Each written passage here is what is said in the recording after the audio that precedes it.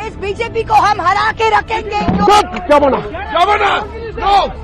पश्चिम बंगाल में टीएमसी के IT cell के चीफ प्रतीक जैन के ठिकानों पर गुरुवार को हुई ईडी रेड के बाद बंगाल की सियासत में खूब हलचल मची हुई है। ईडी रेड के विरोध में टीएमसी दिल्ली से कोलकाता तक विरोध प्रदर्शन कर रही है। मुख्यमंत्री ममता बनर्जी ने ईडी पर 2 एफआईआर भी दर्ज कराई और उन्होंने कोलकाता में मार्च भी निकाला। इन सब के अलावा ममता बनर्जी ने दावा किया कि उनके पास गृह मंत्री अमित शाह के खिलाफ एक पेन ड्राइव भी है। उन्होंने कहा कि दिल्ली में बीजेपी के वरिष्ठ नेताओं तक कोयला घोटाले की रकम पहुंचती है।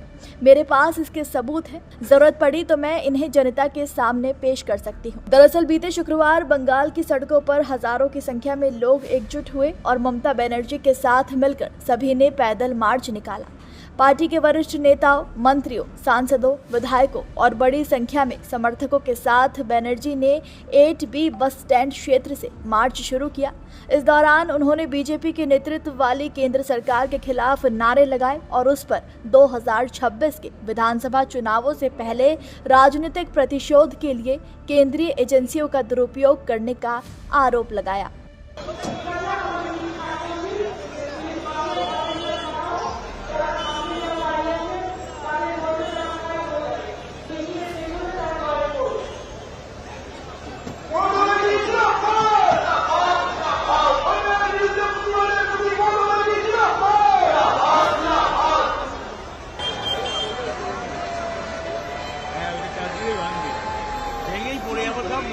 साथ ही ममता बनर्जी ने शुक्रवार को ईडी के खिलाफ 2 शिकायतें दर्ज कराई। ये शिकायतें राजनीतिक कंसल्टेंसी फर्म आईपैक के ऑफिस और इसके प्रमुख प्रतीक जैन के घर पर हुई छापेमारी से जुड़ी है।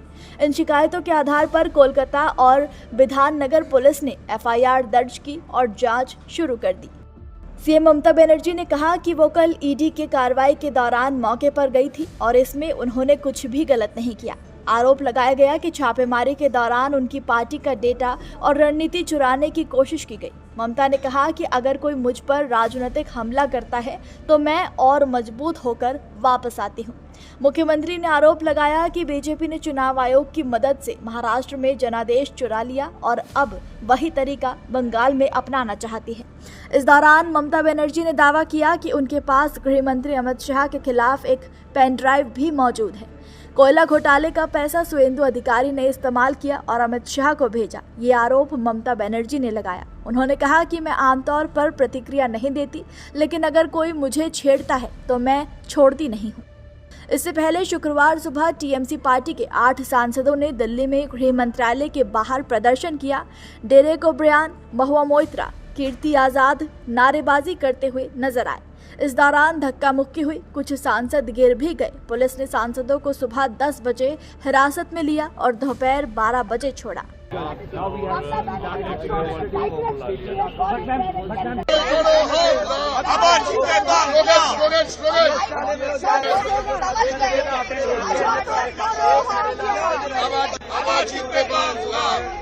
जो भी करने इस बीजेपी को हम हरा के रखेंगे। जो भी करने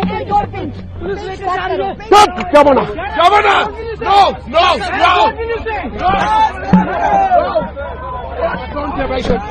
आपको बता दें कि गुरुवार को कथित कोयला तस्करी मामले में प्रवर्तन निदेशालय यानी ईडी ने पॉलिटिकल कंसल्टेंसी फर्म आईपैक के ऑफिस में छापेमारी की कार्रवाई की।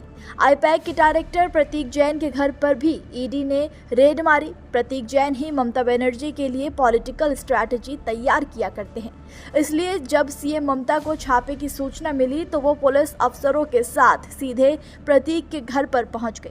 19 से 20 मिनट रहने के बाद एक फाइल फोल्डर लेकर वो वहां से निकल गई। तो वहीं एक दिन पहले ईडी की टीम ने गुलाउडन स्ट्रीट स्थित घर और दूसरी टीम सॉल्ट लेक स्थित दफ्तर पर छापा मारा था। देश में संभवतः पहली बार है जब किसी सीएम ने छापेमारी के बीच में ऐसा कदम उठाया है। ईडी ने इस मामले में देश भर में 10 ठिकानों पर छापे मारे हैं, जिनमें से 6 बंगाल तो 4 दिल्ली के हैं। तो वहीं कलकत्ता हाईकोर्ट ने कोर्ट परिसर में भारी भीड़ और हंगामे की वजह से ईडी की याचिका पर सुनवाई टाल दी है। याचिका में ममता बनर्जी के खिलाफ छापेमारी के दौरान हस्तक्षेप करने के आरोप में एफआईआर दर्ज करने की मांग की गई थी। नमस्कार, मैं हूं मानक गुप्ता। अगर आपको हमारा ये वीडियो पसंद आया हो तो इसे लाइक और शेयर जरूर करें और हाँ, हमें सब्सक्राइब और फॉलो करना ना भूलें ताकि आप देश और दुनिया की कोई खबर मिस ना करें। तो जुड़े रहिए हमारे साथ और देखते रहिए News 24।